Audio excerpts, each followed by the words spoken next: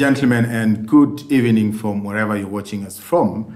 This is the FiresideKE, the show that brings you politics, policy, and polity. Today, there is a lot that we need to discuss. We've had a very interesting week. Actually, the past 2 weeks, we've seen what happened in China, Beijing, China. President William Ruto given a red carpet during the FOCAC meeting in Beijing. We've juxtaposed this and what happened in the US-Africa summit.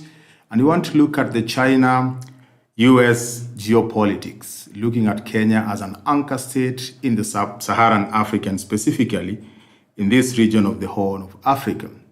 We'll also delve deep into what has become a very controversial topic in the public domain, the Adani airport controversy. Is it disinformation, misinformation, malinformation, or is it just a scam? There's a lot that is going on. A lot of words, a lot of facts have been bandied, but we have an aviation expert who's going to help us just unpack that. And then lastly, and very unfortunately, we want to discuss the Endarasha fire tragedy. Are our schools safe? And how did the government respond to this tragedy? Are there things we need to learn from this? Are there lessons we can pick? And is there something that should be done for the parents who lost their sons and daughters? With me today to have this conversation here in studio is, as usual, Dismas Mokua, who is a political risk analyst. And for the first time on this show, we are joined by an aviation expert by the name of Khafafa. Welcome to the show. Thank you very much. And later on, we'll be joined by Fanya mambo Kinuthia. Most of you have interacted with him on the public sphere. He's an advocate of the High Court. And in the next 90 minutes, we want to believe that we'll have a very engaging conversation, illuminating, and probably will help you understand what is going on, get a perspective of what it is that is right, what it is that the law says, and just engage in the conversation as part and parcel of citizenship in this country. Dismas, I know you've done a lot of stuff, and probably you've been in this space for quite a long time. Looking at what has happened in the recent past, around 2022, President William Ruto went to the United States of America for the US-Africa summit, given a red carpet welcome in the US, came back with a lot of goodies. And that was the second time we're having, the US-Africa summit. The first one was in 2014, and I think there's a rejuvenation of the US interest in Africa. And a lot of critics opine that this is coming in the wake of, China's affront, or let me say China's, dominance in terms of infrastructural development and all that. So looking at what happened in 2022 in the US-Africa summit and what happened just a few weeks ago in Beijing during the FOCAC meeting, just give us a feel of what you think about the US, China, Africa, and specifically Kenya. In my view, I see that from the time President Ruto took over, he has placed a huge premium on our international relations. He's done so many international trips, and at the same time, he has hosted many presidents. The last time I checked, he had hosted about 50 presidents in Kenya. And the way you see all those bilateral instruments, it seems that he's very keen on number one, positioning Kenya as an FDI destination. Number two, creating new opportunities for Kenyans to go and work abroad. And number three, creating opportunities for Kenyan exports. And you notice that at every bilateral, they normally sign some instruments which are supposed to create opportunities. And in my view, that is what a president is supposed to be doing. There is this misinformation that you only create opportunities, if you're President Ruto, that you create opportunities for Kenya only in Kenya. In my view, it should create opportunities for Kenya anywhere in the world. Because, in the context of globalization of markets and production, it's about demand and supply. If a Kenyan has got a skill which is needed in China, let him go to China. If you've got a skill needed in Scotland, make your way to Scotland. But when you look at the visit he made to the US, we're told that it was a state visit, and essentially President Biden rolled out the red carpet for him. And for about 4 weeks, President Ruto got international coverage and he was the center of attention. And the same thing happened in China. I noticed that about the seating arrangements, and my friends tell me that the Chinese, when they're doing their business, everything is deliberate. Where you sit, the kind of cup placed next to you, the flower arrangement, and everything. So when I saw the optics, there was the president of China, and then President Ruto on the left, and the new second president on the right. So I chose to interpret that one that is about Kenya's arrival, and that it's a big player in Chinese interest. And in my view, all Kenyans, when you see the president going out and pulling this kind of moves, we need to support him to the hilt. And, talking about President Ruto, I think President Xi Jinping is the most consequential president in the recent years. And it's not just President William Ruto. I think the president of China was pretty much close with the former President Uhuru Kenyatta. We know during Kibaki's time, we had this Thika superhighway. And of course, in the last 20 years, Leonard, if I may bring you into this conversation, China really increased its involvement in Africa, which culminated with, or intensified, with the formal engagement, of African countries within the Belt and Road Initiative, which you listen to Chinese and top leaders in the Communist Party of China, they talk about the West is giving us globalization, which is an abstract space.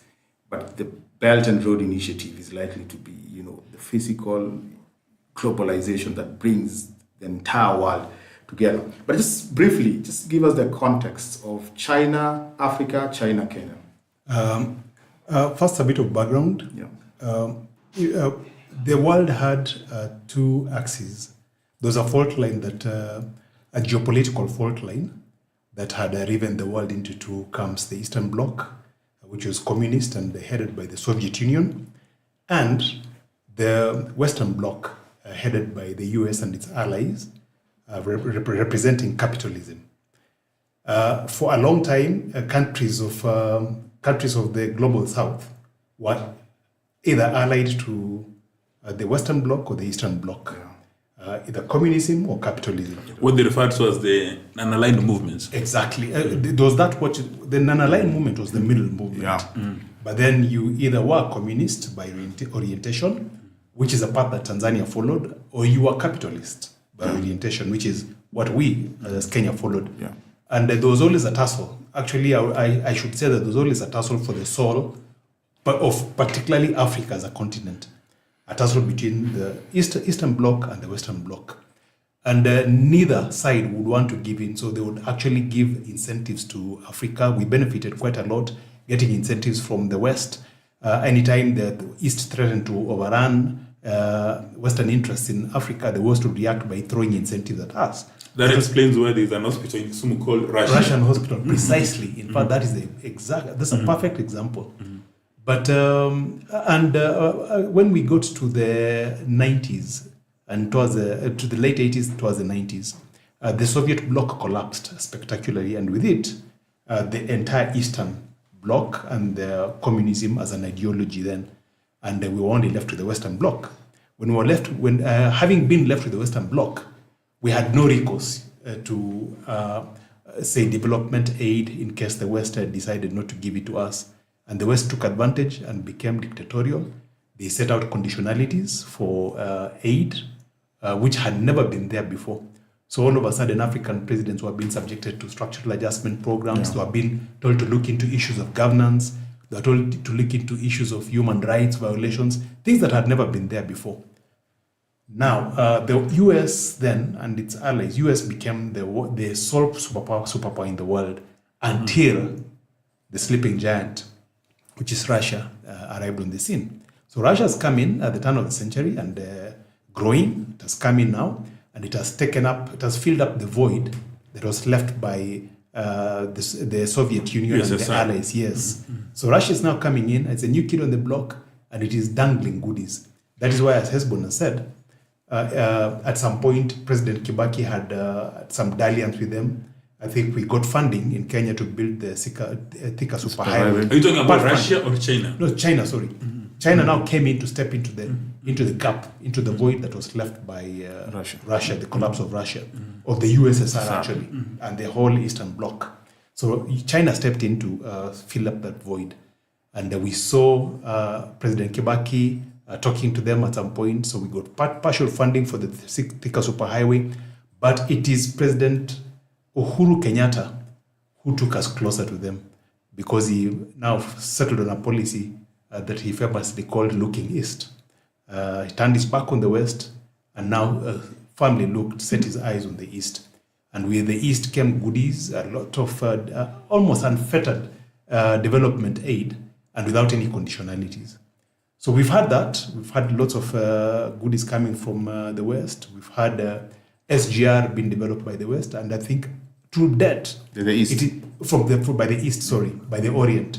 And to that, it is actually the biggest single infrastructural development project in the country. Never mind the cost of the project. Never mind the cost of the project. And the corruption allegations. And the corruption allegations, because the East, the Orient, at the time they were dealing with Uhuru Kenyatta, were never bothered with issues of governance. Yeah, the non-interference policy. Non-interference policy. All they wanted was to push out money through the door as fast as possible. But would you say that at any stage when China is engaging in these projects, do they ever pay attention to issues of governance, issues of corruption, human rights? Or for them it's about signing on the dotted line?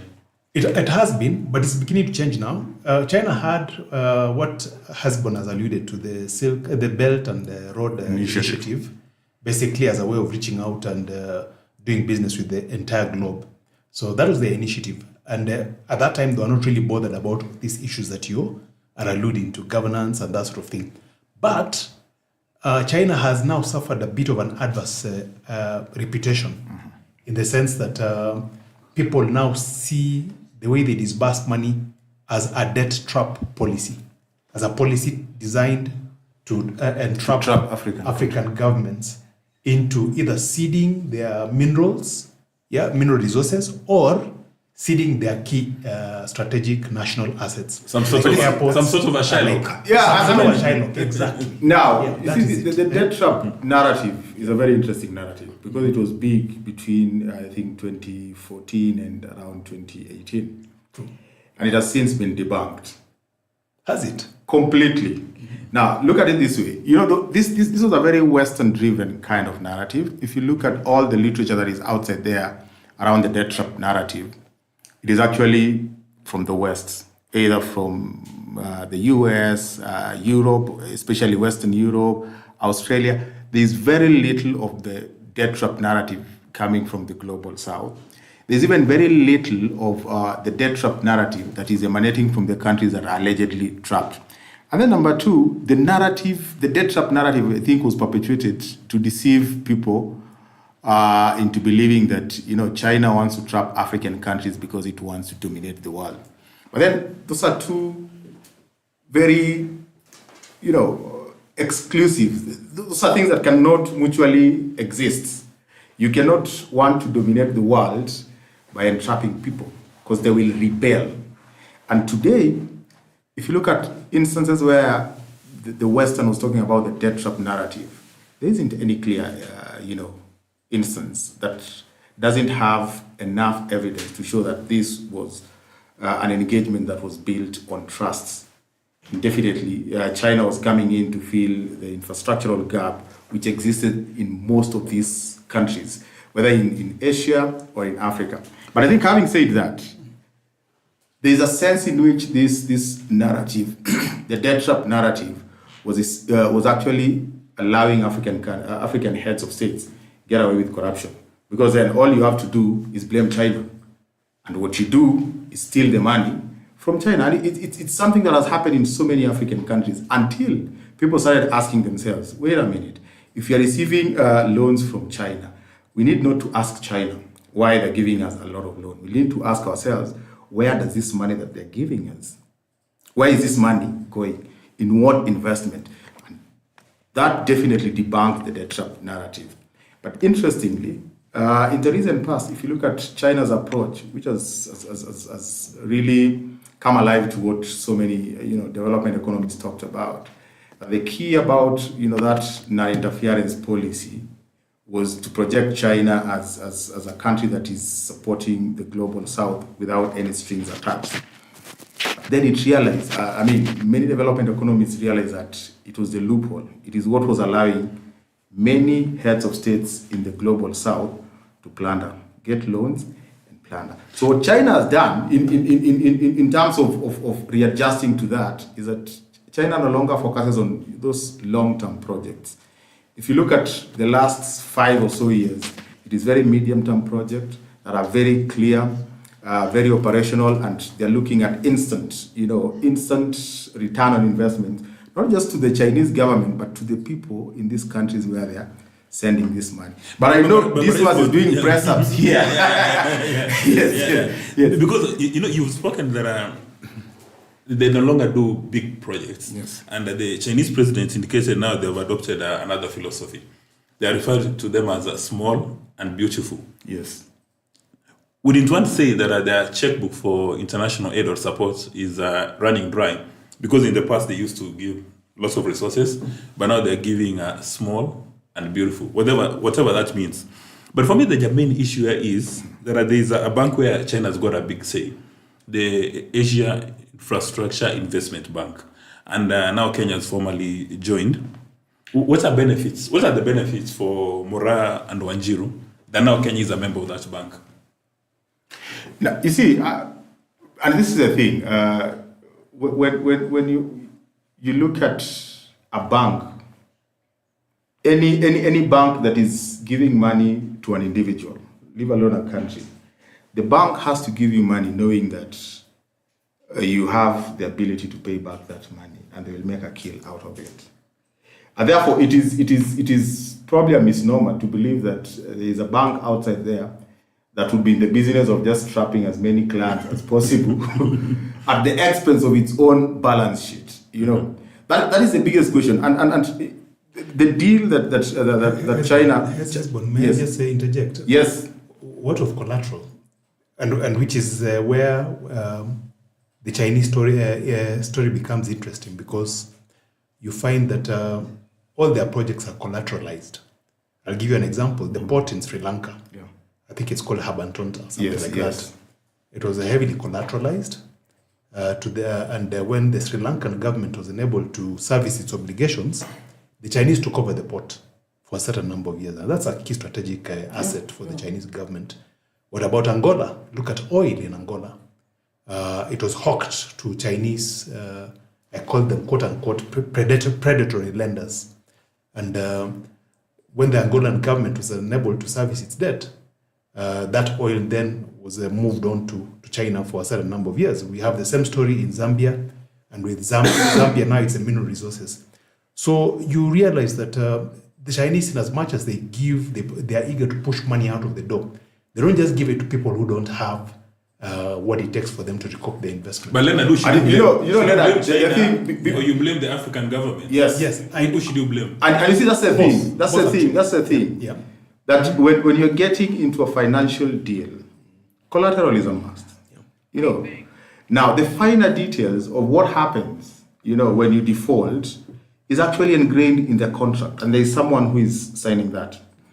And the debt trap narrative was crafted in such a way that you blame China, because there's duality in it.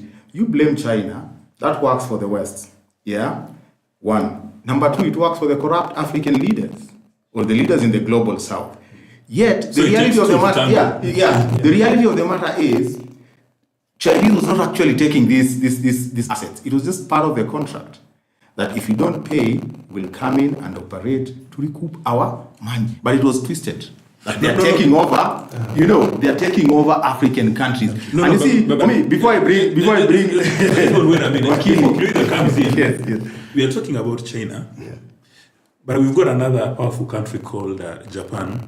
They've given a lot of international support, but there's not a single element of corruption, nor allegation of corruption associated with the Chinese. Sorry, Japanese. With the Japanese. Correct. Yeah, there's no corruption allegation associated with projects maybe funded from UK. That's right. or even in the US. How come that all these projects that have got a wafts of allegation always point towards Beijing? And before Kinuthia comes in, something interesting at this FOCAC meeting, essentially the Chinese president said that I'm giving you a blank check, 1.4 billion market, bring your goods and services, while on the other hand, the US is playing around with the AGOA, saying that if you don't do this, we are not going to allow you to access the US market. But on the other side, I think the US is about 300 million. On the other side, you've got China with 1.4 billion human beings saying, you can come and sell all your teas and coffees. How come we have got that different approach, Kinuthia? I think first and foremost, it's sad that in 2024 we are discussing China. The reason we are discussing China is because we don't have leadership in Africa. Now, why are we borrowing from China to build roads? Why are we building roads? It's because we are foolish. Let me tell you, I'll give you the example of the expressway. Look at Nairobi. In the capital city, there is a national park here. All the manufacturing is happening in Nairobi. Everything is happening here. Then you are wondering why there is congestion in Nairobi, and then you start borrowing money to build roads here. Is there actually manufacturing? This is what we needed to do. There's a lot of manufacturing. By the whole of Babadogo is manufacturing. True. You need to go to Raila Odinga Road. It used to be called Mbagathi Road. In the morning at 6:30. And you see a stream of people walking from Kibra to industrial area. The entire manufacturing, more than 60% of our manufacturing is happening in Nairobi. That is stupid. And by the way, now look at the people who are making for us cooking oil, Bidco. The bulk of their sunflower and everything comes from the western region and sometimes Uganda. Why didn't we find a way to situate Bidco outside Nairobi? I used to buy water. I used to sell mineral water. And one of the manufacturing factories for bottles then, here in industrial area, don't want to market them for free, had 1,200 employees. 1,200 employees in one factory, walking from Kibra and Pipeline every morning. Those are people who left their rural homes to come here. I think the first thing we needed to do is redistribute what is in Nairobi. There is 2.5 million people living here who should not be here. Those who are employed, about 1 million of them. And then we have people I call opportunistic people who come anafungua ka M-Pesa, mandazi kwa barabara along the way where people walk when they're going to the industrial area. So anauzia mandazi moto. If you move the 1 million who are working from industrial areas to strategic towns so that we remove this rural-urban migration, to strategic places where we think it would be best for these industries to thrive, what will happen is 1 million people will follow their jobs. But so Nairobi's population will reduce. Wait a minute. Yes. Once it reduces, then these opportunistic people who've been feeding on these industrial workers will also move. Nairobi will have a population of a healthy 2.5 million. No more strain on our sewage and probably reduction in traffic jams. All I'm saying is that the bulk of the money we borrowed to build infrastructure has been to build infrastructure in places that the need for infrastructure was caused by poor planning. If we plan our country well, if we redistribute things well, we realize that we probably don't even need to build more roads fast.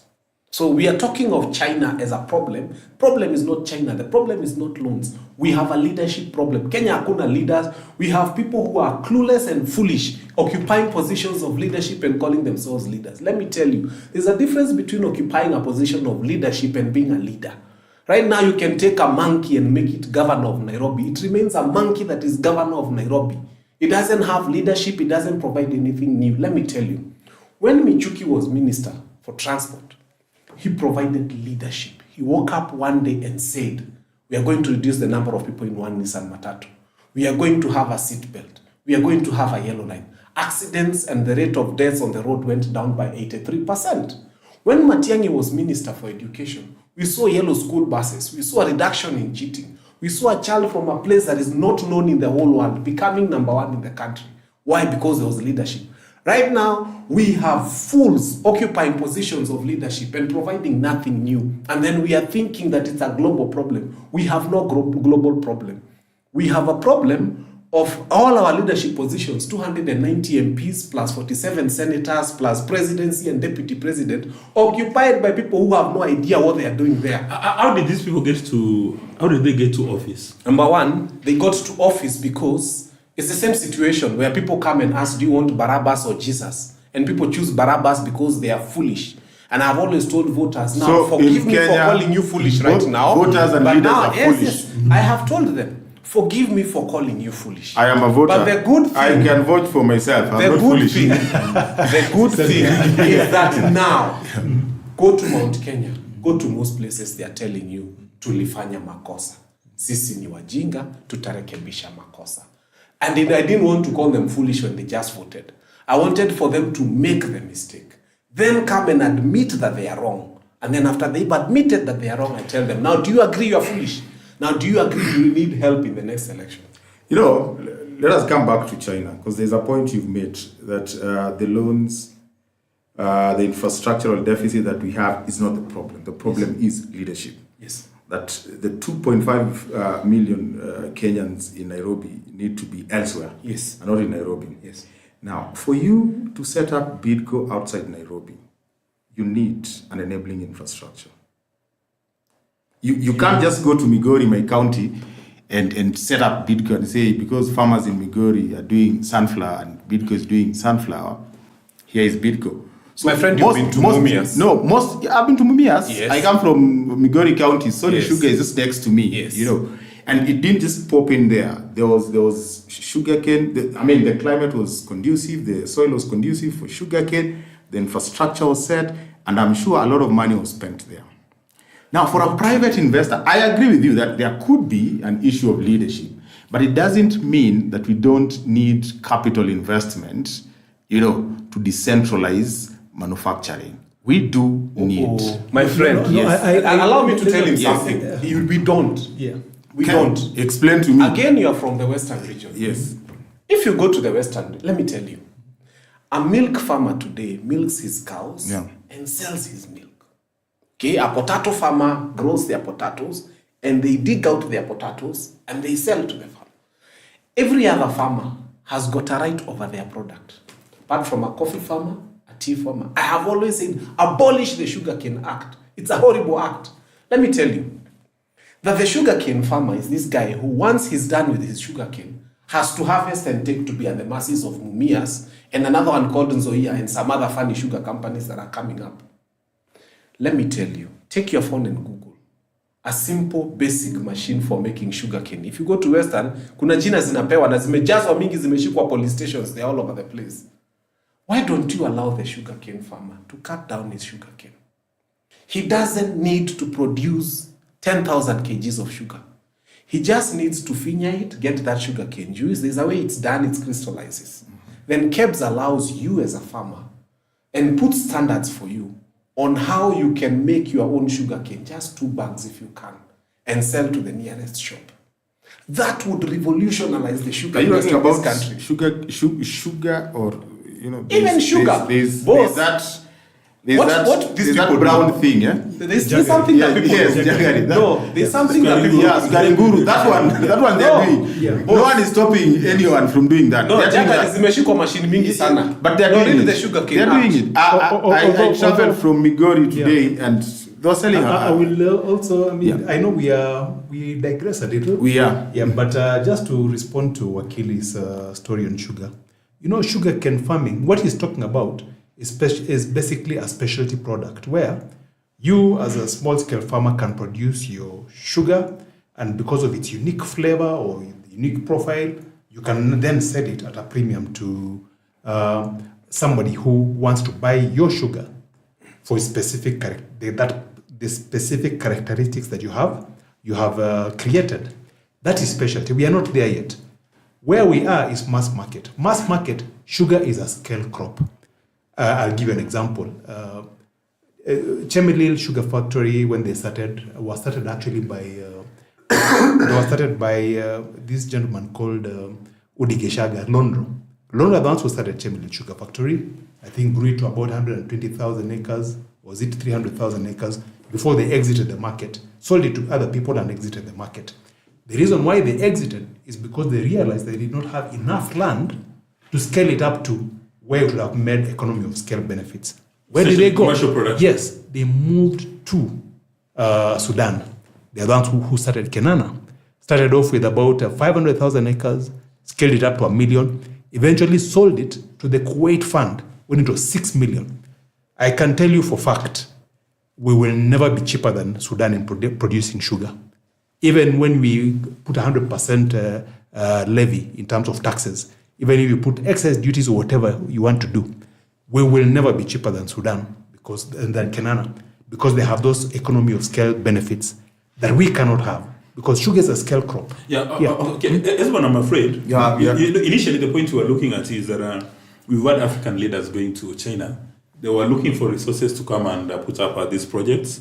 The Chinese president said that we are going to support you in putting up small and beautiful projects. Mm-hmm. And then Wakil has indicated that it's because of foolish leaders that we need to go outside there and get resources for infrastructural projects. But what options do we have on the table? For instance, when you look at Kenya and the fiscal space, and you want to do the roads, I come from Kisii, we also need an international airport, you want to do roads, you want to do bridges in Mombasa. What options are on the table if we do not get these fundings like from the AIB or IMF or World Bank or African Development Bank or indeed any other organization? It could be in the public sector, it could be in the private sector. Perhaps look at what we are going to discuss, I think, in depth, the PPP, public-private partnership arrangement, where you get the government when it wants to develop critical infrastructure, but it can't on account of maybe the debt ceiling having been breached, on account of inability to access funding at concessional rates. Then you look at the private sector. You go to the private sector and you invite them and you ask them to put up infrastructure, to operate it for a certain number of years, and then eventually hand it over to the government when they have gotten a reasonable return on their investment. So that is one way we could possibly do it, because we do need infrastructure. I know Wakili is shaking his head, but infrastructure is a must, and I've seen it happen in other places. I've seen places like Dubai were basically desert, just a spot on the map. How did Dubai finance their infrastructural development?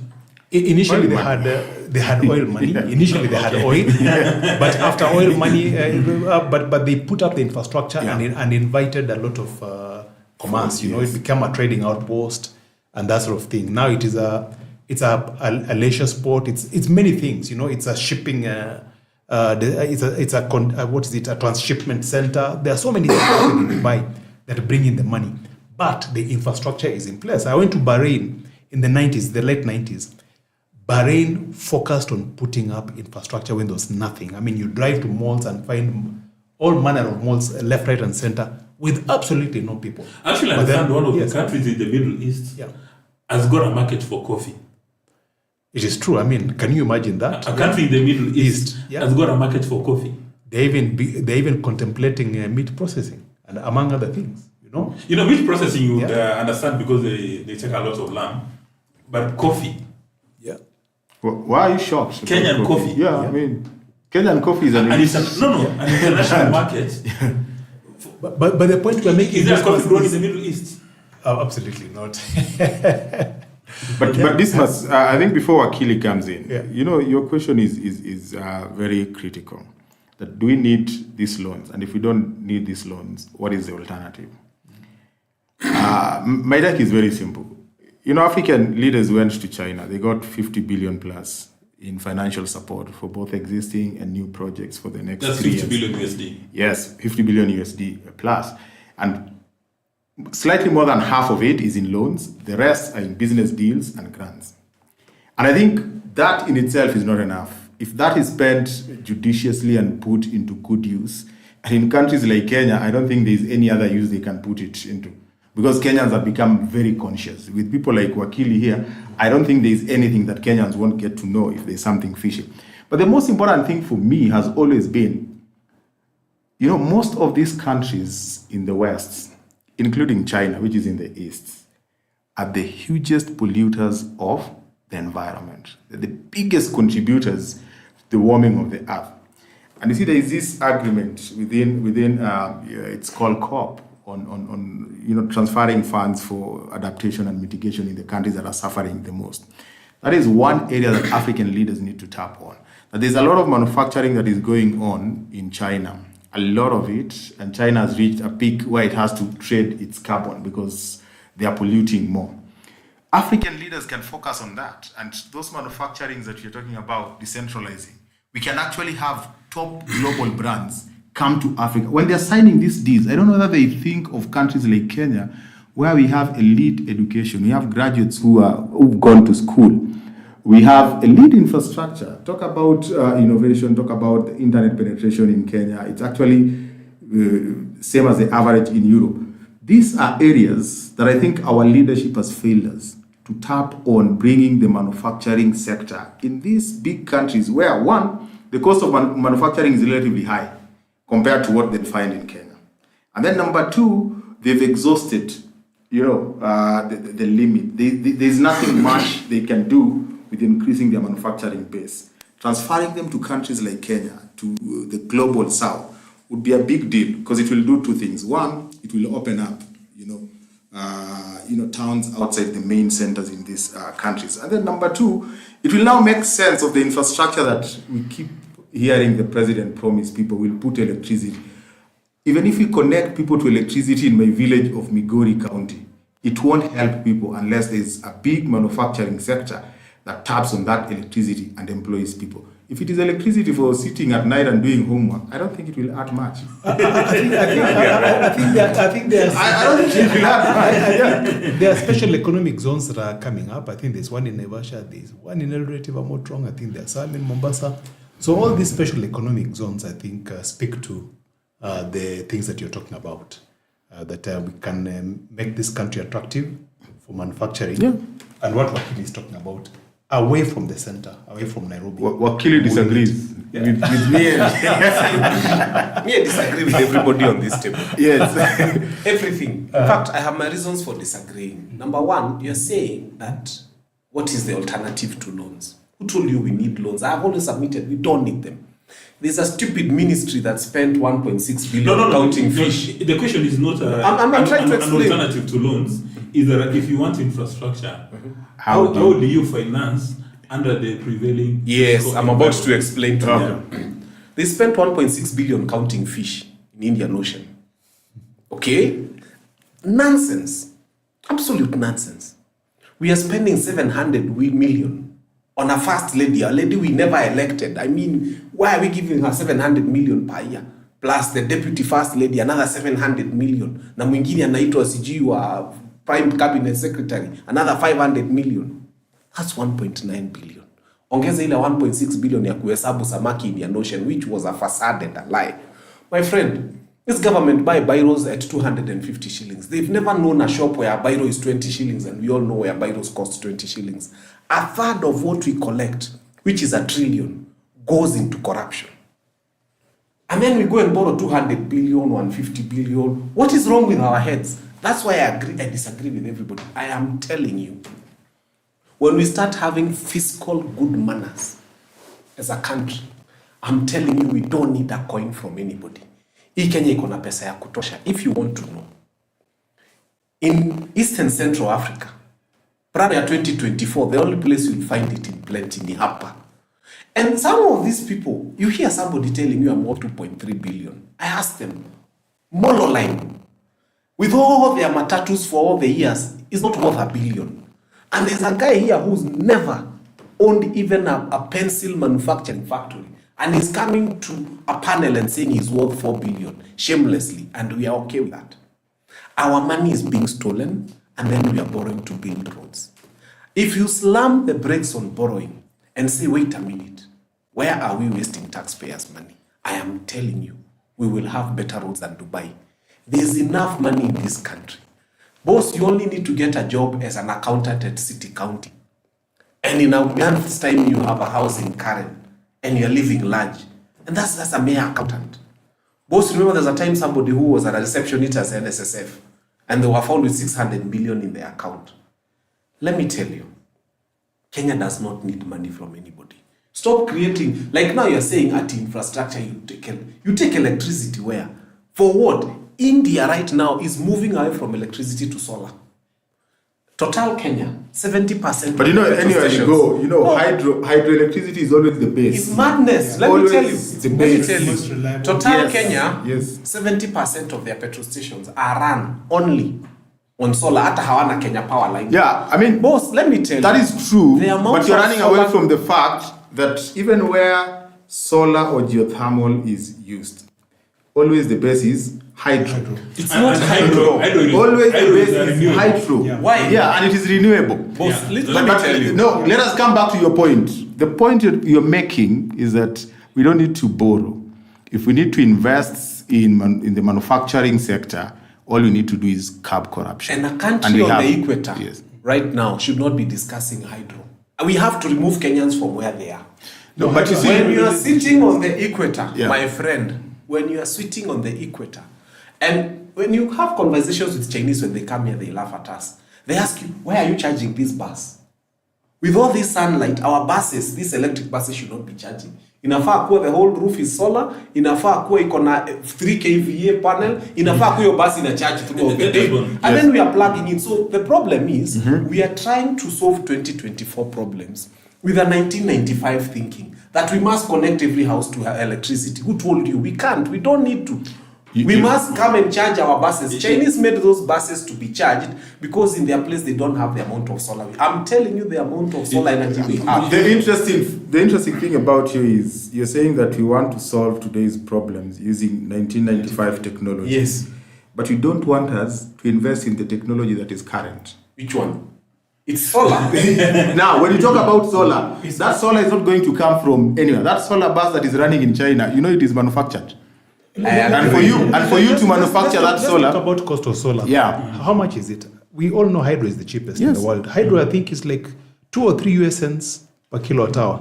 Solar at the cheapest is about 5 or 6 US cents per kilowatt hour. You know- How do you become competitive? yes. You know the And challenge- how does solar power Yeah. industrial production? Yeah. You know the challenge you're Yes. having. Ask Total Kenya. Yes. You know the challenge you're having in this conversation is Wakil is given to making populist statements anchored in theory, and it's very easy to move the masses when you make statements that are aligned to their biases. I have raised a fundamental question that why have we concentrated everything, say, in Nairobi? Yeah. You know, there are countries like maybe our neighbor down the road, Tanzania, they said we want to take the political city to Dodoma.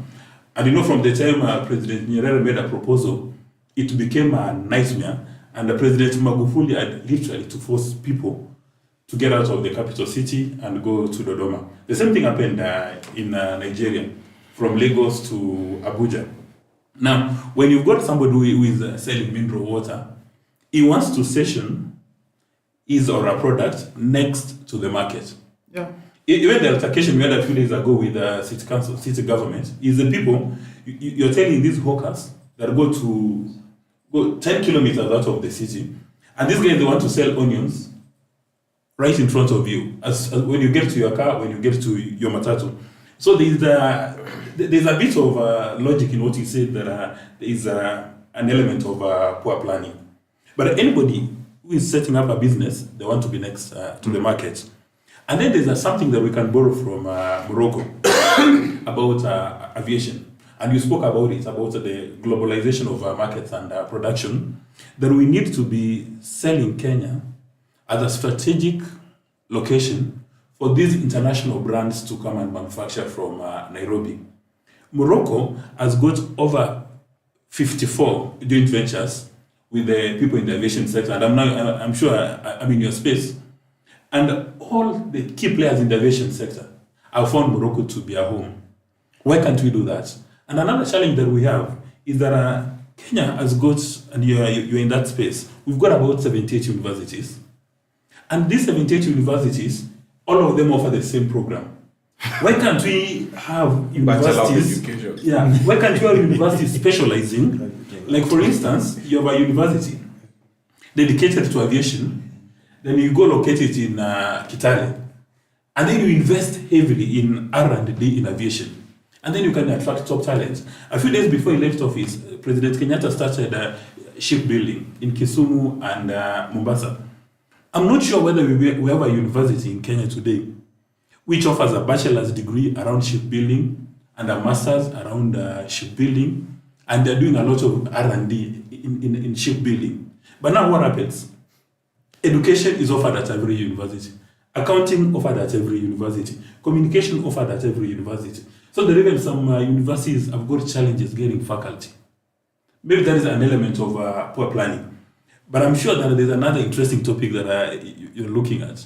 Yes, there's another interesting topic, the Adani proposal, contract. I mean, it's been bandied in so many ways, depending on where you see it. But before we go there, just let me pick Wakili's mind on US, China, and Kenya as a very strategic anchor state in this region. What's your take on that?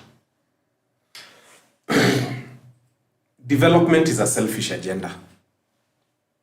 If you want to grow, first close yourself into selfishness. And you start asking yourself, what is good for Kenya? The problem with us is that we are always pleasing other people. When President William Ruto left Kenya, famous trip where he got a flight from his friends, I told people this trip is about Haiti, nothing else. He said Kenya will get goodies. My friend, that road we've been promised, Mombasa Highway, it was promised to Kibaki, it was promised to Uhuru, Nairobi, Mombasa, by the Americans. And it will be it was promised to Ruto, and if you become president, but I'll become president before you. It will be promised to me. I want to become an evangelist. Yeah. Me, I'll be head of state. So all I can tell you is that be very careful when you're dealing with Americans and Chinese, because they come on the table and you are the item to be eaten on the menu. If you were valueless, if you were a poor country, if you had no stability like Somalia, they would never want to have conversations from you, because they are eating from you. These people are eating Africa up. There's nothing they are doing for us. I don't see any benefit we get from them. Because even when they tell you they are giving you money, it's a loan. And what does a loan come with? Interest. So we feed them. These people are eels that eat us. All I can tell you is when we start wanting to develop, you have to start becoming selfish. You go to that table with your agenda, not theirs. Most of the times we are called there. And they've already prepared the agenda. And then you rubber stamp it and then they misuse us. I think we need to start having leaders. I have told you we don't have leaders. We have occupants of leadership positions who go there and they are misused over the time. And we need to start getting people who come and say, this is our agenda as a country. And if it doesn't work for us, we don't want it. You know, when you talk about those leaders, there's a country like Botswana, which doesn't have any external debt. I guess you can talk about maybe the kind of the mineral assets they have.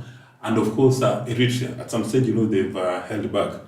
But Kinuthia, you've done justice to the theory. But when you come to the real world, you can only exercise power in any table when you've got financial muscles. It's for that reason that Russia is exercising financial power when they go to Ukraine and you say we are going to impose sanctions. But because they've got economic power, they've got military power, then they can exercise a lot of power. The same thing for China. It's because they've got economic power, they can afford to tell the UK or the US, we are not going to dance to your style.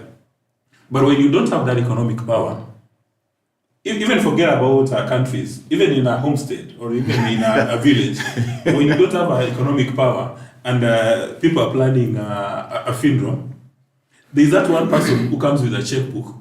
And maybe you sat down, you've agreed that you're going to do a fundraiser, maybe you're looking for 10,000 bob. But there's that one person who will come and turntable say, what is your budget so far, 10,000? He'll say it's not sufficient. How many bulls were you planning to slaughter? 2. The person, the deceased was a very popular man, so we are going to have 5 bulls. How many goats were you looking at? 20. No, let's have 100. Because you've got economic power. So in the absence of economic power, we are going nowhere. And also the gentleman called Buddy has said that he's going to go to cost-based budgeting. If we adopt cost-based budgeting, then we'll do away with most of the corruption you're talking about. That a pen like this probably in your local supermarket goes for 10 bob. But how much does it go for in the government? Maybe 100. And then if you look at those infrastructure projects, especially the roads, at some stage I did research about the cost of road development in Africa. Kenya has got the highest cost of road development in this part of the world. Why? Most of these things are vendor driven. So even by the time you see an advert in the newspaper over any project, everything is already cast in iron. But if you go to that cost-based budgeting, when an accounting officer appears, actually becomes an accounting officer, and then they justify every single cost. You remember, I've forgotten the figure, President Kenyatta indicated that we lose, I think, did he talk about $1 billion every day? 2 billion every day. 2 billion. And that is the head of state saying that we lose 2 billion every day. The then Auditor General, Owilla, said, I want to make my way to US, UK, to do an audit trail. Of the Eurobond. Yeah, what did President Kenyatta do? He scolded him. He scolded Owilla. Owilla then, as the Auditor General, he's got a constitutional mandate that when you smell a rat, you follow it to the hilt. But President Kenyatta threw his hands into the air and scolded him, saying, "I can find him." Simply because there's no penalty for corruption in Kenya. In fact, if you engage in corruption in Kenya, say at the age of 22, you engage in corruption. When you go back to your village, you'll be referred to as Mzee. When you go to church, you'll be given the front center in the first row. Thank you, Dismas. But you've taken us a bit away from Kenya as an anchor state for the US. Anything you want to add on that before we move to Adani? I think Adani here is where... Perhaps you just move on to Time is on the essence, not on our side. Yes. So, I mean, this now is your forte, if I may say so. Yeah. The last 2 weeks, I think it's been Adani. Yep. We've been introduced into something called build, operate, and transfer. We've socialized with, documents that say that the preference for government in terms of build, operate, and transfer is open tendering process. We've been told about this private deal between Adani, initiated by the Adani group, and they've worked on it to the point where they're on the verge of taking over JKIA for the next 30 years. Then all of a sudden, because of their power, we are told there's no contract, there's no deal, it was just a proposal. But just give us a picture of what this is supposed to look like. This build, operate, and transfer within the context of such strategic assets like an airport. First off, we have to realize that there's a need. The need has to be established, first of all. And the need is that Jomo Kenyatta International Airport, as it is presently, is constrained, has some operational constraints on account of the fact that it was built in 1978 to handle 2 million passengers maximum. It has overshot that number several times, and over the years, it has been patched up, I think, to handle about 7 million passengers. As we speak, it has breached that number. I think we are now doing about 8 million passengers per annum, if I'm not wrong. Yeah, with leaking roofs. With leaking roofs, broken down conveyor belts, non-functional bathrooms. Can you imagine when you've got an international investor coming to Kenya, they land at the airports, they're rained on. That's right. When they go to the bathroom, they find a disaster. Yeah. Also, even just entry and exit out of the airport, because airports are measured in terms of efficiency, how long you disembark from the plane, go through immigrations, customs, and out on the other side. And the other way around, if you're flying out, for instance, efficiency of your airport is measured by how quickly you check in your bag, go through immigration, and board the plane. So we don't even have bridges. There are bridges that usually act as the link between the terminal building and the aircraft, so that you're not exposed to the elements, you're not exposed to rain and sun and that sort of thing. We don't even have adequate bridges. So it is clear that there is need to refurbish that airport, to expand it, and to bring it up to par with other airports, not only in the region, but in the rest of the world. So the need is there. So we talked about borrowing, why government has been the best scenario. Usually, government will either use its own source revenues to develop the airport, or it will borrow from concessional lenders so that it can develop its critical infrastructure. But in Kenya, as it stands, we have a problem with borrowing because we've breached the debt ceiling a couple of times in the last administration, and now we are having raised the debt ceiling yet again. We are just about breaching it. So we don't have the headroom to borrow as a government to fund these infrastructural projects. So what happens? We now look to the private sector under that public-private partnership arrangement, the PPP. And our laws provide it, our Wakili will confirm. We initially had the PPP Act of 2013, and there were certain issues that made it inoperable, or rather it made it inefficient in terms of getting PPP projects underway. Now we have the PPP Act of 2021 that is in place. Now under the PPP Act, the government, when it wants to develop its critical infrastructure like Jomo Kenyatta International Airport, will ideally advertise, put out what is called an expression of interest. Mm-hmm. So to invite people to come up with their designs for the airport in a competitive process. Declare interest. Declare interest. That's a private sector. To invite the private sector. And in this case, I think it will invite them to come in with what is called EPC plus F, engineering, procurement, construction, plus the financial aspect. So the PPP, the private sector in the PPP name comes with their own capital. They come with their designs and everything, and they put up the infrastructure. Now, you've talked about the BOT model under the PPP. BOT simply stands for build, operate, and transfer.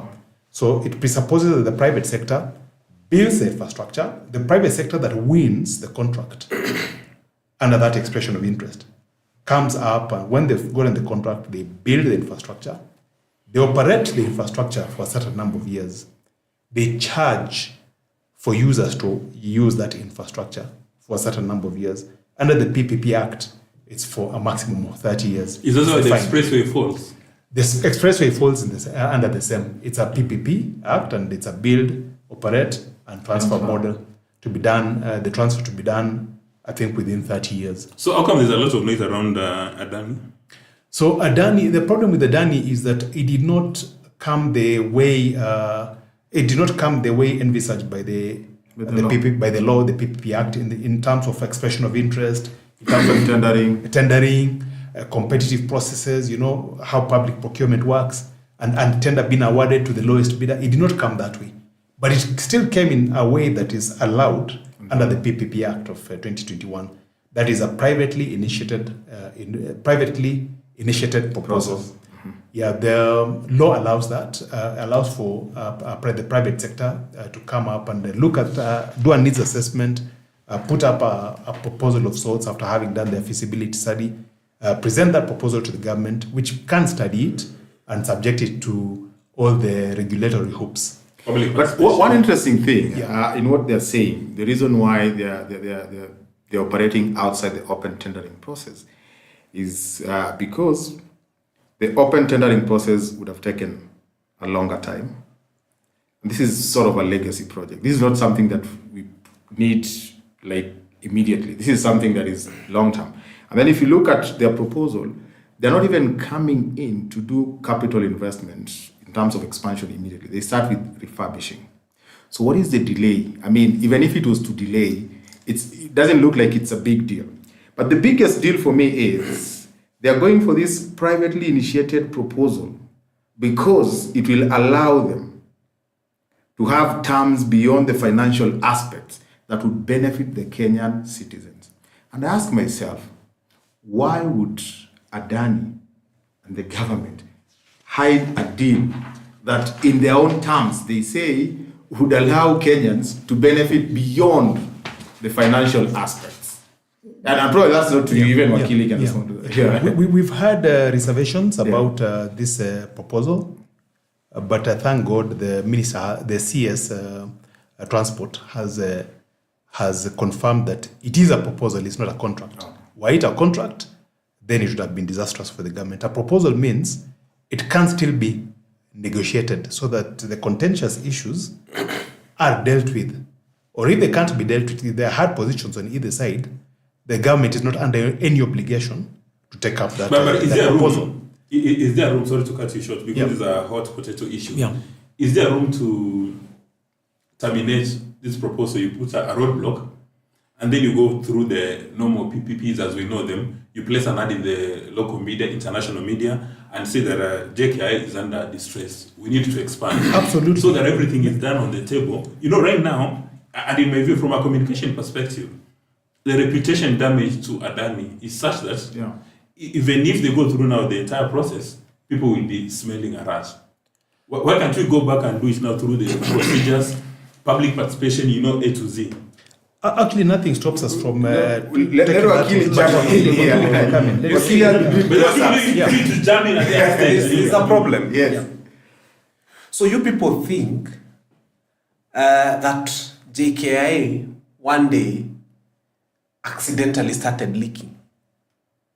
The people who are pushing Adani to come made the airport to leak. When President, of course, when President Kibaki took So over, it is a conspiracy theory. when you want to, when the hyena wants to eat its children, it starts by saying they smell like goats. And this one is smelling like a goat. Then the hyena will end up eating its own children. Let me tell you, that convenience of it's raining, It's leaking. there's a camera, it's for public, and the wazungu wako hapo wageni, it's nonsense. Any of us who lives in anything, even any office, will know that the sun is here, and it's possible when it rains, it's gonna leak here. So when President Kibaki became president, one of the first things they did, they made sure that on every ticket, 1% of your air ticket is actually written goes to airport development. By the time we are getting here, there was over 40 billion available. From that, for every ticket. Because they had known that in 10 years, that's what we call leadership. They had known that in 10 years, there will be need to expand the airports. In fact, it's written, airport development and expansion. It's 1% of every ticket. So we have collected 40 billion so far. Put that into roofs and put that into toilets. And by the way, kwani sisi tunaendanga kucheck in wapi? We behave like people who don't go to the airport. That space where you go to check in and check out, how many billions do you need to build that? Look at JKI. If you just wanted to create another of that in any of those spaces with a good architect, honestly, even $1 billion is too much. But have you done a big... No. Listen, my good friend. Sometimes, let us not complicate things because we are professionals. I'm a lawyer and I can tell you, if you want to convolute a law to look like it's a very hard thing, we can. When people want to steal billions from you, Magufuli tried it. He said that they wanted to write on their airplanes, Air Tanzania. And the kind of problems he got and the amount of billions he was asked for. Eventually, they got people who came and wrote on their airplanes, Air Tanzania, at the equivalent of 2 million Kenya shillings. All their planes. And it's working. Today, somebody comes and tells you that that check-in space that you require, and you think about it, think of how enormous $1 billion is. You cannot do it in 20, 30, 40 billion available. No, you need okay. 230 billion. So we are stealing. But finally, Adani. Yeah. I want you people to go online and check what is happening in India. There are serious and violent demonstrations against Adani as a company because of what it has done to Indians. And Indians hate that company, and it's from their country. And it has a bad history and record. Check, there are so many clips I wish I could share here. So why do we want that one? We have always, first we look for the horrible leaders, we put them in place. Then now we start looking for the horrible companies. There are very many, but we just want the horrible ones. We pick the horrible ones. Those are the ones we want to work with. That is where we go wrong. But there's a very interesting thing you've raised, and as an expert, maybe you may want to respond to that. There could be space there, but every time I've gone to the airport, I've always had a challenge, especially if you're going for a long flight. Yeah? Why? Because the centers of service are very limited for the number of people in that space. Correct. There are instances where you are very few, especially if you're traveling to the East African countries and you don't do KQ, there is a high likelihood that Ugandan airline will be very few, Tanzania will be very few. But you're going to Brussels, for instance. It's massive. It's always a big deal. Is that what we are trying to cure here? Yeah, I'll respond in a number of ways. Yeah. First off, let me circle back to what Wakili has talked about and saying that we really don't need much and nothing much needs to be done to Jomo Kenyatta International Airport. I disagree. You remember 2013, we had a fire that burnt the international arrivals. I think we all remember. Yeah. It was a massive fire. And even the president himself, President Uhuru at that time, had to walk over to see what was happening. It was a crisis of monumental proportions. So we had that fire, it burnt the international arrivals. Temporary structures were put up, made of canvas actually. So the president is not right when he says that some of these structures are made of canvas and are not fit for purpose today. Why? Because these structures were meant to last 10 years. We are now doing the 11th year after the fire that burnt Jomo Kenyatta International Airport. What I'm basically trying to say is that there is need to expand the airport. As it is right now, it is not fit for purpose. So that's the first point that I'm making. The second is that the airport also has to be aligned with our strategic vision. First of all, as a country, and for Kenya Airways, that is the hub carrier of the airport, which is why when you go to Brussels, I think you see all those planes with the, I think is it Sabena or whichever airline, yeah? When you go to Heathrow, you'll see British Airways planes predominantly there. If you go to Bole, that is in Ethiopia, you will see Ethiopian airline planes there. If you go to Dubai, you'll see Emirates. I mean, the story is replicated everywhere. Why? Because every major airport, if it has to be a hub, it has to have a hub carrier. A hub carrier has to have slots, certain numbers of slots, and that make it easy for people to enter into the country or exit the country or connect from within the Nairobi to transit on to a different destination. You know, a hub carrier, there's merit in giving preferential treatment to the hub carrier, which is not what is happening at the moment with Kenya Airways. You find that Kenya Airways planes are parked on some apron somewhere, so passengers have to climb down the stairs, get onto a bus, get transported maybe for 10 or 15 minutes into the terminal building. It makes for a very unpleasant experience for visitors who can be very fickle about their transit experience. Yeah, international visitors can be very fickle about that delay of 10 or 15 minutes of being offloaded in the sweltering tropical sun at midday, you know? Yeah, just to be bussed into the airport in a bus that does not even have air conditioning. Now, let me buttress your point by giving some statistics about the state of aviation in Kenya.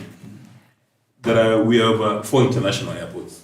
And maybe you may want to juxtapose that with the global best practices. Yeah. So we have 4 international airports, JKI, Moi, Eldoret, and Kisumu. And then we've got 5 domestic airports. And then all airports in Kenya handle only 12 million passengers. Only 12 million passengers.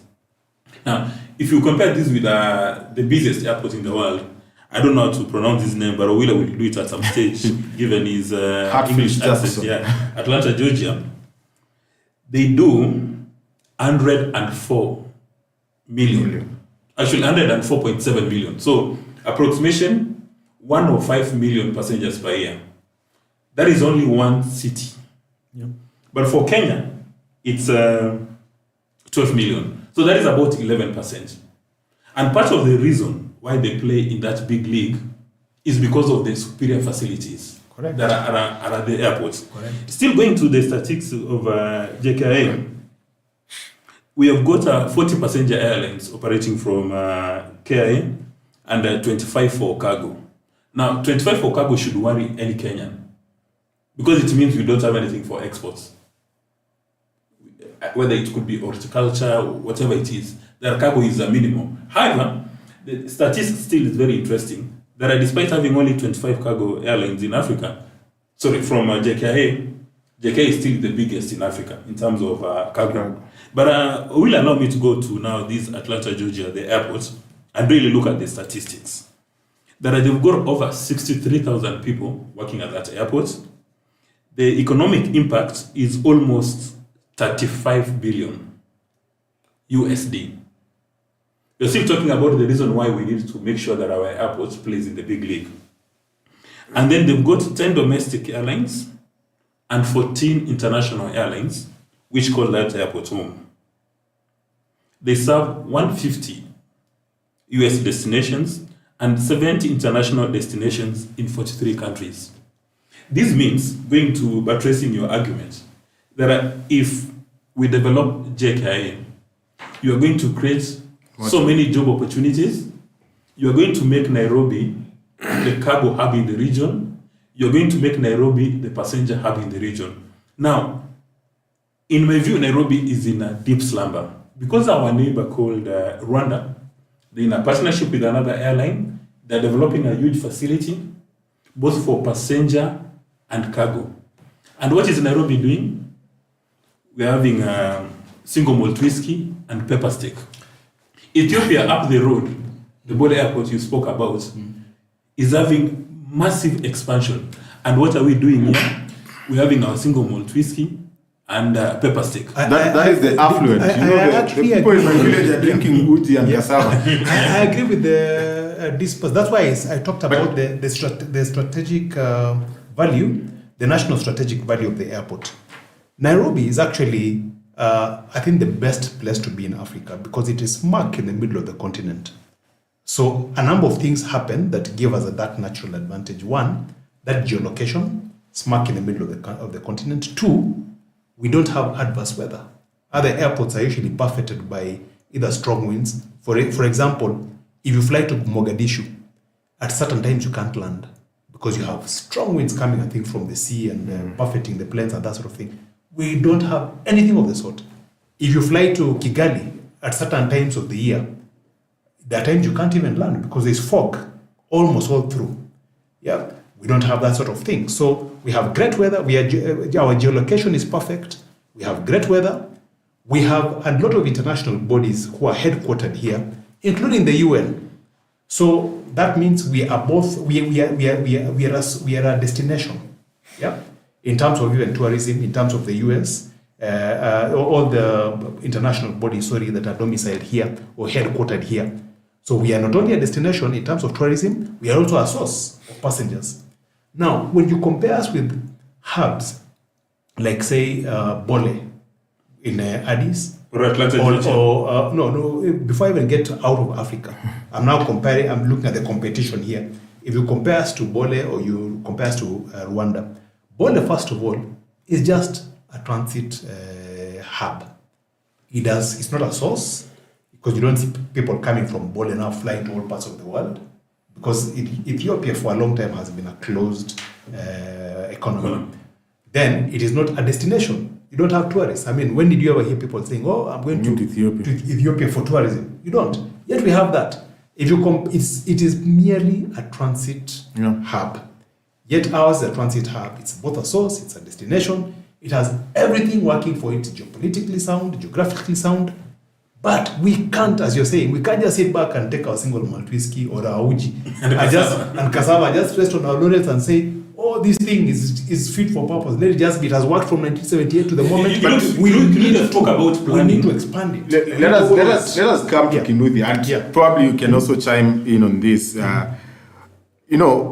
Experts in the field, and you are an expert, talk about we can't have a conversation around JKIA and PPP without KQ. Correct. In the conversation.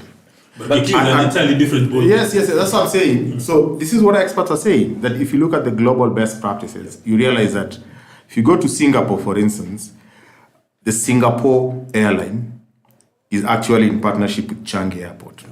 You go to Dubai, there is Emirates and Dubai. Right. You go to Etihad, there is Etihad and Abu Dhabi. Correct. The same thing is happening in Saudi Arabia. Yeah. And there are people are saying that leaving KQ out of this conversation might actually make JKIA a super airport, but does not serve the interest of our national carrier, which basically means that we lose out on what Ethiopia has tapped on. The fact that Ethiopian airline is a big deal and they have the facility at Bole means that if you're going to China, if you're not from Kenya, if you're not thinking KQ, you're thinking Ethiopia airline.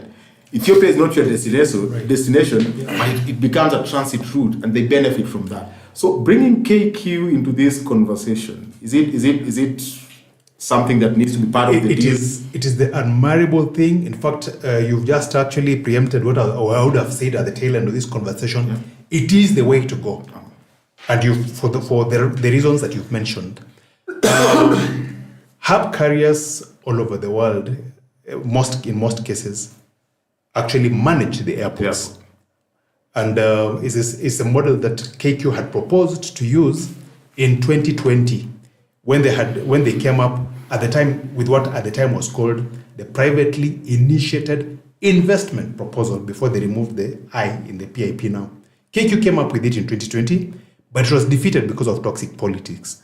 And this is the proposal that KQ had. KQ had said at the time that it wanted the country to consolidate all its aviation assets into one entity that can be profitably run by the airline, so that the assets that are very profitable sort of like mitigate for the ones that are not really making profit. Yeah. So there's a balance, you know, and that's the way every successful legacy carrier runs. So let me talk about the aviation assets.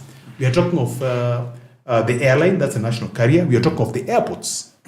As Hezbon has mentioned, airports all over the world are usually run by carriers. If you go to Ethiopia, the reason why Ethiopia Airlines is successful is because it runs Bole, the airport. It also runs the hotels that are supported, that are part of the airport. It runs the ground handling business, which is very lucrative because ground handling business does not just serve the national carrier alone. Yeah. It serves every carrier that comes. Yeah. But KQ needed to come to this deal with clean hands. I think we have lost something. We have lost something. I thought you were agreeing with Leonard. No. I have always said we lose a lot. Yeah. We lose a lot as a country. Why are Mira vehicles running so fast from Meru to come to the airport? Mira is perishable. What's wrong with our heads? You are so busy trying to make JKI work for Mira, and there's a small airport at Isiolo that is not busy and that can fly that Mira to Somalia and a few other places where it's going to. And there's a lot of horticulture coming from Naivasha to be flown at JKI, and we have Eldoret that is almost an idle airport. Before you bring this Adani nonsense, and I call it rubbish, sit down, ask yourself, what are you moving through JKI and where is it coming from? That horticulture you're calling, the bulk of it is coming from Naivasha. How far is Eldoret from Naivasha? How busy is Eldoret? Why are we not flying horticulture from Eldoret? But wait. No, listen. If you are to fly horticulture from Eldoret, let me say to Netherlands, yeah, because that is one of the lead destinations. Yeah. You'll also have to develop Eldoret Airport. No. There's something I want us to understand. Yeah. Before we talk of KQ being congested, JKI. Let us be bluntly honest about our planning. I have saw the most successful people are not the people who spend a lot of money. And they are not the people who do a lot of big deals and mega things. They are those people who plan for what they have with their heads. We haven't sat to plan for the airports we have. Look at Mombasa. And sometimes you go there, an airplane lands, then you wait before another one lands. And I can tell you, we have not used the resources we have properly. We've not used Isiolo well, we've not used Eldoret well. So before you start this thing of saying that JKI is leaking and is handing 7 million people and all, ask yourselves, why are we not using these other airports to do some of the other things we need to do? And that's why I am saying, let us not have other people driving our conversation. Because this is a commercial conversation. It's supposed to have been a conversation about what the interests of the nation.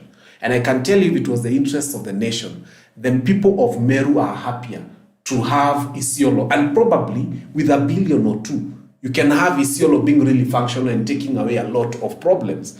I mean, there's an airstrip there are many airstrips, even when you look at Wajir, Mandera, and so on and so forth, especially Mandera but what are we doing?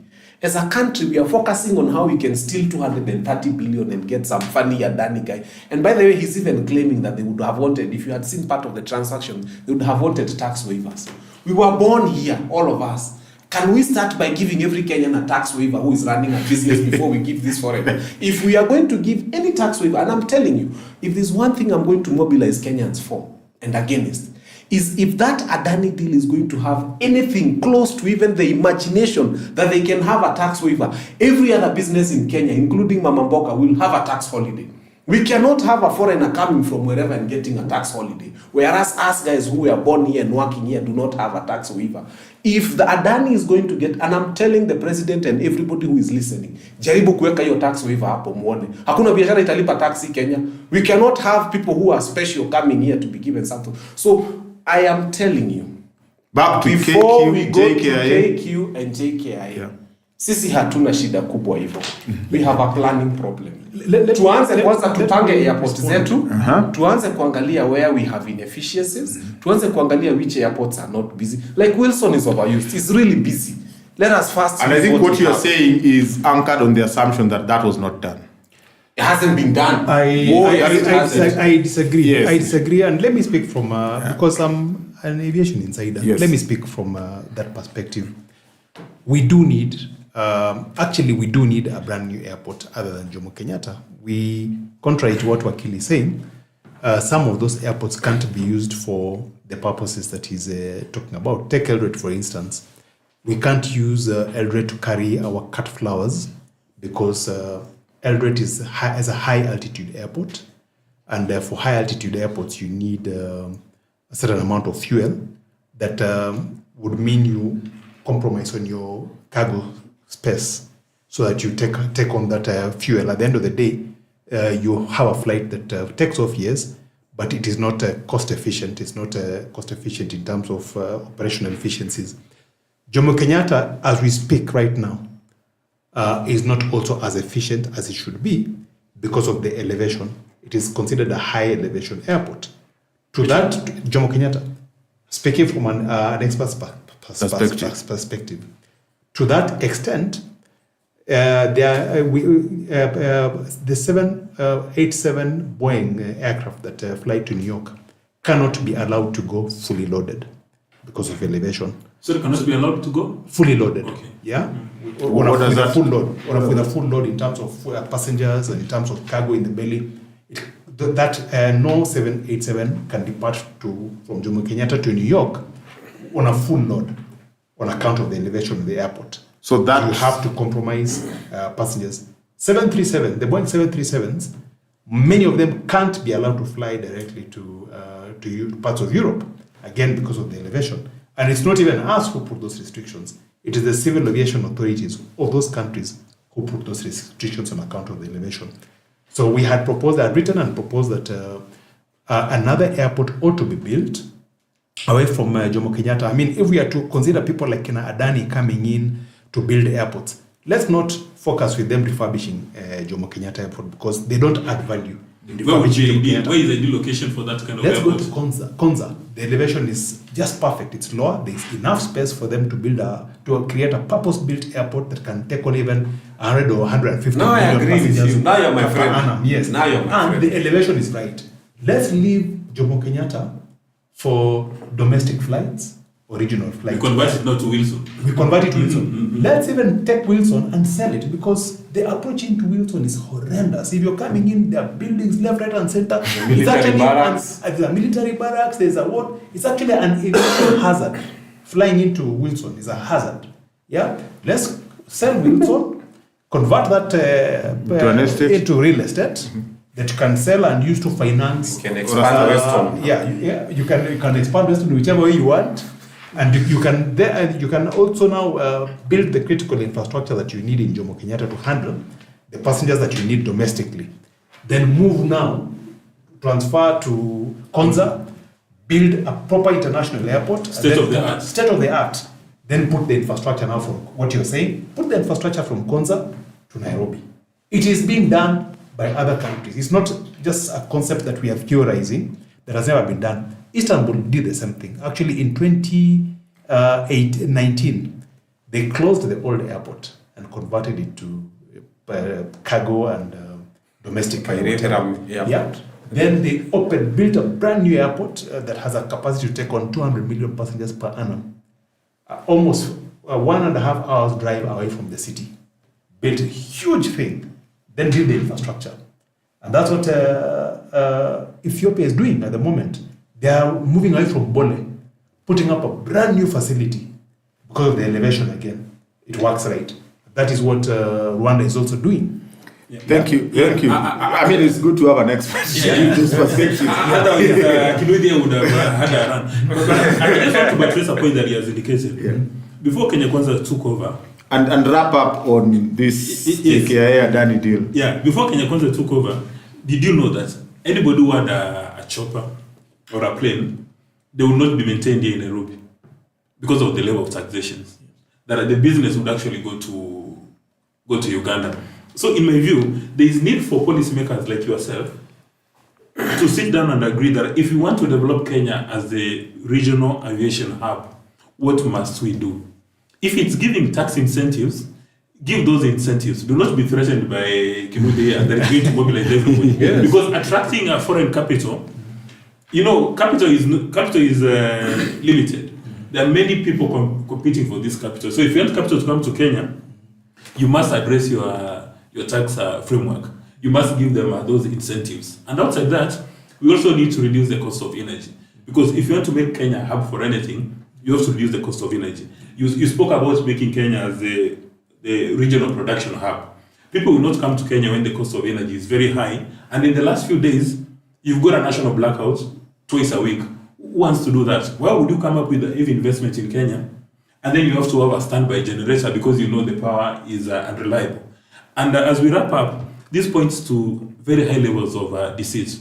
The current cabinet secretary for energy, when he was the minority leader, he complained and he said that if there is a power blackout in Kenya, the responsible minister or cabinet secretary ought to resign.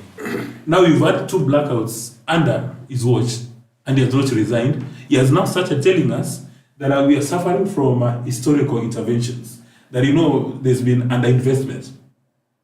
I don't know whether we elect people to office or we give them positions of responsibility for them to describe the problem instead of offering the solution. In a few words, what would be your last sentiments on this? Dismas is talking about we elect people who, instead of providing solutions, are prescribing the problem. Describing the problem. They're not prescribing. Yes. They're not prescribing any solution. They're describing the problem. And I think you've elaborately talked about leadership and the voters being. I think one of the first reasons why we had Ethics and Anti-Corruption Commission was that before we present people to the voters, they take away from us the rubbish, which they haven't done well. I think this time round it's incumbent upon EACCs to make sure that before people are cleared, all the rubbish is not there. But wait a minute. Yes. Does EACC have that legal capacity? Yes, they have the legal mandate. Let's start. To stop you from running. They have the mandate. Yes. To stop somebody from running. People, you know what happened? Initially, people who were even having court cases were not supposed to have been cleared. But now they started saying, you've not been convicted, and so on and so forth. And this person has millions of cases. And I think even you Kenyans now, and we have to address Kenyans properly. In wrapping up, in a few seconds. Yes, and just tell Kenyans, please, this next election, we are not going there to joke.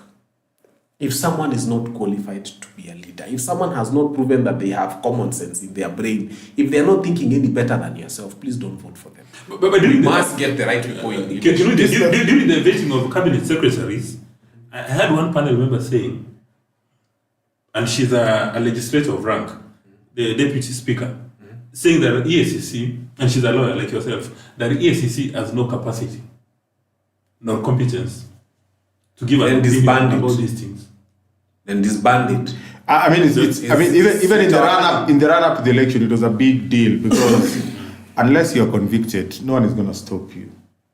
No one. You've got the Bill of Rights. No one is going to stop you from contesting because you've not exhausted all your rights to a judicial. Yes. Now, as we bring this to a close, I think one thing that happened in the last few days was a fire tragedy in one of the schools in central Kenya. And a number of people have talked about leaders in central Kenya busy coalescing around a new kingpin, yet there are a number of things that are happening to the voters, to the Kenyans in that part of the country. But generally, leaders believe that politics is local. You have to start playing local.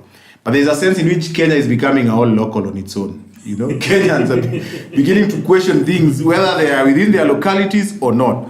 But if we look at this and unpack what happened, is it just lack of proper measures, or is it capitalistic greed? I think we can wrap up. I come from Mount Kenya. First and foremost, the conversation about kingpin is misplaced. There's an administration that is bent on getting back power in 2027 and dividing Mount Kenya and making sure that the Merus do not vote with the Kikuyus. And that's why we have a guy who could not be elected governor being told now he's kingpin of the Meru. We are telling them for free. That tribal thinking that I have coast, I have western, I have, shame on them. The voters who are between the age of 18 and 40 are 16 million. And we have decided those tribal blocks, mutengeneza huko munatengeneza State House na wherever. But we shall not vote on those blocks. That you think you have Joho, you have coast. Joho will come and shock on you. The people between 18 and 40 will not follow him in the coast. In Kakamega and you go, the people between 18 and 40 will not follow that nonsense. So if anybody is thinking that you're mobilizing, you have, Kindiki will bring you nothing. Even this guy who is calling himself a villager will bring nothing. The young people in 2027. And if you didn't learn anything from the Gen Zs, they lost the energy. We decided we are not going to throw our bodies at this government again.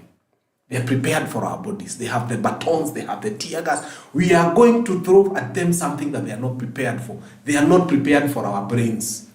And in 2027, this nonsense of thinking that this tribe will vote like this tribe, I am telling you for free. 16 million of those people, we shall leave you with 8 million who think like yourselves. But 16 million of those people will not vote on tribal lines. They will. So this thing of Kindiki, the children who got banned, yes, it's unfortunate and it's very sad. And the saddest part was when we had a conversation about children we could not account for. I think for me, everything needs to stop and we look for one child who is missing. It is so painful for a parent. Let's not have this as a very casual conversation. If I was the president, I would say I'm deploying NYS, I'm deploying choppers, I'm deploying everything. Let us try to find, even if it's one child, some said 70, some said 50, whatever the number. But if there's one parent missing one child, and that child was in that school, let us stop everything as a nation and focus on uniting that child with their parents. I think that's the most admirable thing we can do for those families. Let me address that point. Yes. As your final remarks. Yes, a child went to play and got lost in a maize farm or a corn farm in the US. And the local authorities deployed all manner of drones to look for this one child.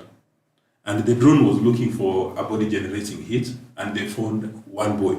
So everything else, they said, everything must come to a stop. We must get that one boy. If you go to other countries like the Nordic countries, if you go mountain hiking, just as one individual, the state will deploy all resources because they value life, number one, and they value property. The Kenyan situation was so handled in a manner that was so reckless. And we must call out public servants of rank who embarrassed Kenya and who are not sensitive to the parents. The government spokesman had the alacrity to open his mouth and say that we have supplied enough food. How do you tell a parent who does not know the whereabouts of their children that come down, we have enough beans and maize and cooking oil? What kind of... But that's Kenya Kwanza for you. They leave all the right people, they choose all the wrong ones and put them in good positions. That was reckless. But again, we need to address those critical issues and ask ourselves whether schools actually have got emergency response protocols and whether or not they've got fire prevention and safety programs in their schools, because that is the bottom line. And anytime we keep on having a fire, like I saw now the new cabinet secretary for education, he said that we have regulations, but now he's looking at making them law so that it can be enforced. But I'm asking myself, when did you realize that we needed these laws? Is it after we've lost lives? Is it after we cannot account for our students? That now you are coming, you are describing the problem, but you're not offering parents. Sorry, allow me. You can't even begin to have that conversation. I have a child in a national school. Those regulations had been set. Until this government comes and says 100% transition without a plan, then what do? A school that would have taken 380 children in Form 1, you're given 600 or 700. Right now they are sleeping in dormitories and laboratories. Some of them are sleeping in dining halls. They divide the dining halls. Some of them are sleeping in the chem lab. And then you come and say standards on from where dormitories. where For you what? sit. What I think government exists? there's a lot here. There is systems failure. There is capitalistic greed. What we see in public schools that are overcrowded. The private sector businessmen getting in, tap on students, don't put the measures. Sad situation where we are talking about parents who are looking for their kids. Allow me to stop you for a second, so that Kinuthia tells us: is there a criminal offense in this fire? Should people be behind bars? Yes. I mean, Wakili. The answer is yes. First and foremost, occupiers' liability. I mean, the first thing is we should be having someone behind bars, probably out on board. Who is this someone? The explaining- proprietor, the school the owner, ministry? explaining how children got burnt beyond recognition and what measures were taken. You know, you can say mitigation. We called the fire engine. We did this. Let us get to a point where we get to understand everything. Paka tuseme yenyewe you tried. But you can't have this thing just being handled laissez-faire, no. I think you had proposed to mobilize young people if Adani was going to be given a tax waiver. Yes. Now you have an opportunity to mobilize young people so that the government gives us an audit of each and every school, private or public, and the safety of our kids. I think that would be a nobler That cause. audit will not happen. Let us hear from Leonard as we go home. I'm a teacher by training. Yeah. And one of my classmates at the university actually sent me a text message. And she was in Changuli, the school that burnt in the 2001 tragedy. I think 69 lives were lost. Yeah. And she says, let me read what she says. I was in Changuli school at the 2001 tragic time. One thing is clear all through. Knee-jerk response for 2 minutes after the tragedy. Then back to routine, sudden impact, domes and all. What she's basically saying is that we will talk, we'll pontificate from our high horses. At the end of the day, nothing much is going to be done. It will be business as usual. Dormitories are going to be crowded with no fire exits. I mean, I think people are now sleeping on triple deckers. There are no fire exits as provided for by, I think, Ministry of sleeping in chem labs. Guidelines. There are no fire drills ever done. There are no fire extinguishers. Even the material that is used to construct domes Supposed to be fireproof. supposed to be fireproof. We have asbestos. But most of them are either asbestos, which is illegal because it's cancerous. Yeah. And we have timber, which is flammable. So until we begin to get serious with the education and the lives of our kids, we're just talking. Just all talk. Thank you. Okay. Thank you very much, Leonard and Wakili, Fanya Mambo Kinuthia, and my friend Dismas Mokua. It's been a great conversation, but I think there is a lot out of this conversation as we'll be getting into a new week, especially the fire tragedy. I think it's not enough that the cabinet secretary in charge of internal security talked about people should not bandy falsehood. People want the truth from the government. People want to know that this is not just a knee-jerk reaction where almost all hands are on deck, but there's nothing that they are doing. It is incumbent upon the authorities to put measures in place, but most importantly, to assure each and every Kenyan that whichever school you take your kid, the measures are properly put in place, whether private or public. No child deserves to die while seeking education. Until next week, same time, that is 7:30 p.m. to 9. See you and have yourselves a great evening.